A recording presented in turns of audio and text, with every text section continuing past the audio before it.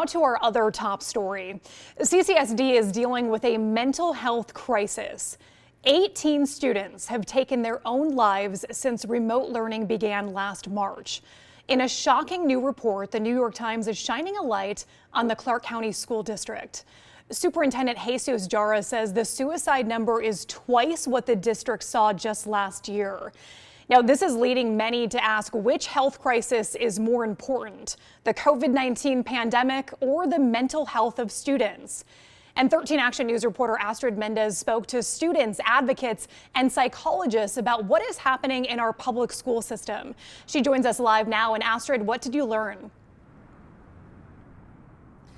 Jackie, it's just an overall situation that is affecting so many students right now because COVID-19, the pandemic, has affected everybody, and this includes kids and teenagers. Many, as I mentioned, are struggling after months of isolation and virtual classes lessons.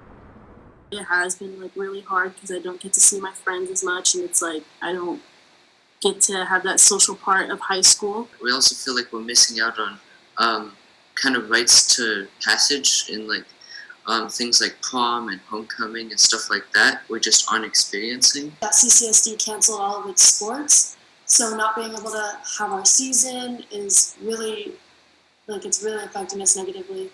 So I think a lot of the escapes that we used to have are just being taken away from us. These are the thoughts and feelings shared by many students in Nevada after months of virtual learning. While they know that their mental health is important, not everybody has been able to manage the frustration, some even taking their own lives.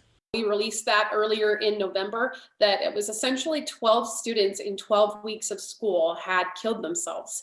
And then since March, since the beginning of the shutdown, that number was 18. For ERIN PHILLIPS, president of Power to Parents, these 18 tragedies are made worse by the fact that she says they could have been prevented. PHILLIPS is now advocating for a hybrid learning plan to help students in difficult situations. Still have no movement from these trustees putting our kids back to school is beyond devastating. CCSD psychologists are also having a hard time being unable to see their students in person. Jordan WENGER says help from parents is vitally important to spot signs of suicide and teach students how to cope with stress. Ask them how their day was. What did they do? What did they think about what they did? Get them talking, because the more silence there is, the more we're alone in our thoughts. And kids have a lot of thoughts.